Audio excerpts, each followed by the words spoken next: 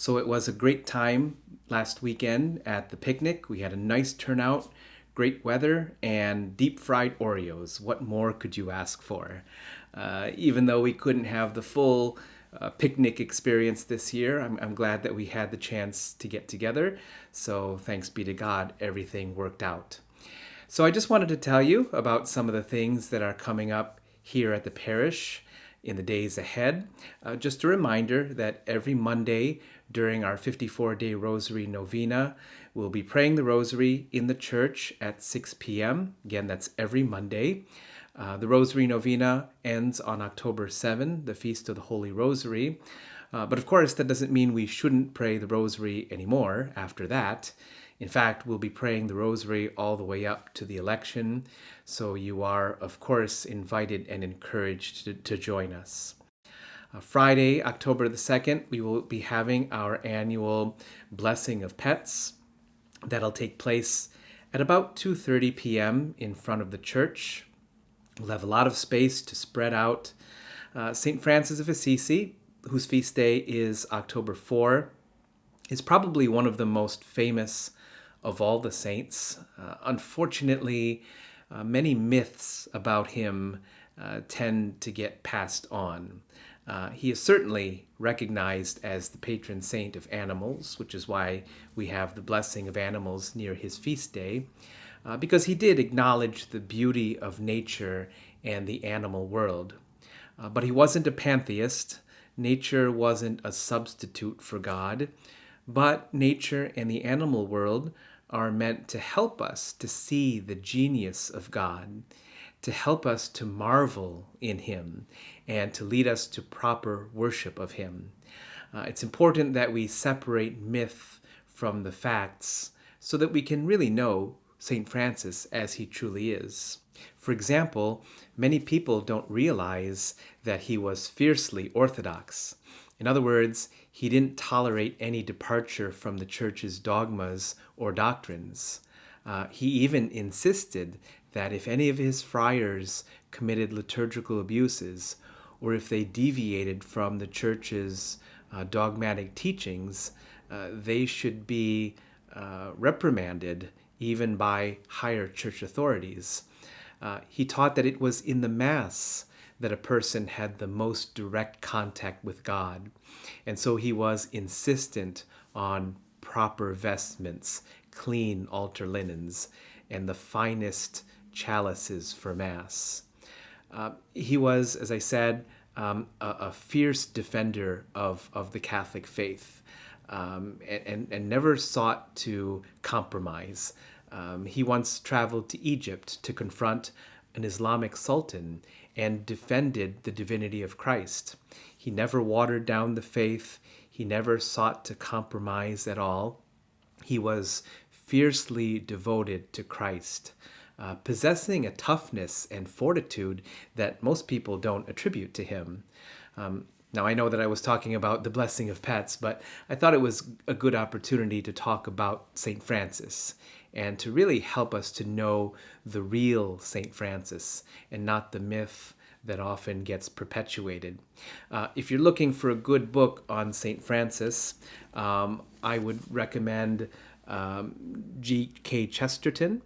He has a biography, and this is actually two biographies in one that was published by Ignatius Press several years ago, I think 1986, somewhere around that time.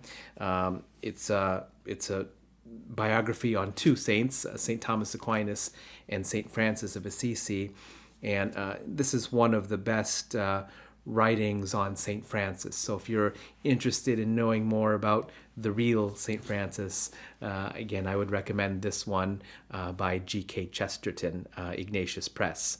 Again, it's a two-in-one, St. Thomas Aquinas and also St. Francis of Assisi. Now, moving on, October 2nd is also a First Friday. That means Mass and devotions to the Sacred Heart of Jesus at 7 p.m., with confessions at 6:30 p.m. This Sunday, October 4, is Respect Life Sunday. Every year, the first Sunday of October is observed as Respect Life Sunday, and this year it's October 4.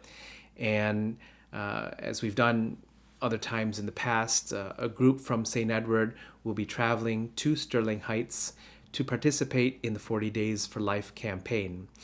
We will be praying in front of the abortion mill, number one, for its shutdown, but also for the conversion of all those who go there, for the healing of those who are suffering from abortion, and for an end to abortion in our country and in the world.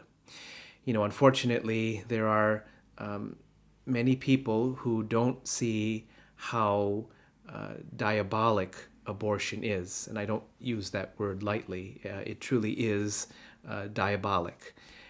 Mother Teresa, St. Teresa of Calcutta, once said, "Any country that accepts abortion is not teaching its people to love, but to use violence to get what they want. That is why the greatest destroyer of love and peace is abortion." And so when we look around in our country and we know, the prevalence of violence, we see it all over the news. It's important to remember that there will be no peace in this country as long as abortion is allowed to persist. And who are we if we cannot defend, or if we refuse to defend, the child in the womb who cannot defend him or herself? So this is important work. It is the work of prayer. And I know that sometimes people don't want to participate. Maybe they're afraid of the possibility of conflict. But number one, in all the years we've been doing this, we haven't had anyone come up to us. I think once we had a bottle thrown at us, but that was it. And it didn't really come close. Number two, there's safety in numbers, right? So the more people that we have there, the better. And then number three, we'll be all right. This is for the unborn, and we defend the unborn for their sake, but also because we love God, who out of love brought that life into existence, just like he brought you into existence out of his love for you. So I encourage you to come, especially if you've never participated in the 40 Days for Life. Carpooling will be available for those who don't want to drive. Please be at the church by 1 p.m. And again, that's Sunday, October the 4th. October 4 is also the day we begin Sunday Vespers at 5 p.m. Although because of the 40 Days for Life, it might begin a little bit later than 5 p.m., maybe a few minutes after 5. Sunday Vespers, this is evening prayer from the Liturgy of the Hours. We will expose the Blessed Sacrament, pray evening prayer together, and conclude with benediction. This is another opportunity to keep holy the Lord's Day and also to pray for the church. Finally, October 10, which is a Saturday, we will be participating in the nationwide Rosary Rally for our country.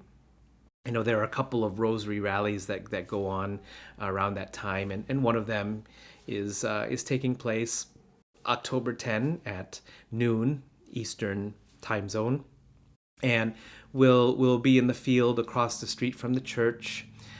This is something that we've done in the past several years, and we will continue to do as long as our nation needs prayers. And it's a powerful witness, I think, for all of us to get together in the field to pray the rosary. So again, I hope that you can join us for that. Well, that's all for now. Please, let's continue to pray for each other. This is obviously a very anxious time, and I know that it is wearing on a lot of people. I don't think any of us realize how many people are suffering because of everything that's going on in the world and in the church. It's not the virus. As far as I know, no one is sick in the parish, thanks be to God. But it's all the other things that are causing so much anxiety. The way we've been asked to live the last 6 months, we're not meant to live that way. And I know that it's really wearing on a lot of people. probably more than we realize. I feel it myself. You see this? See this? Gray hairs. I didn't have those 6 months ago. Well, at least not that many. But yeah, it's really wearing on us, I think. So, and that's why, in times like these, we really need to lean on our faith, and we need to rely on each other and our prayers for one another. So pray for each other. Pray for me. You know that I pray for you, of course, as well. And we'll continue to lean on our faith and trust in God that He will continue to strengthen us. So that's all for this week. I look forward to seeing you in church. God bless you.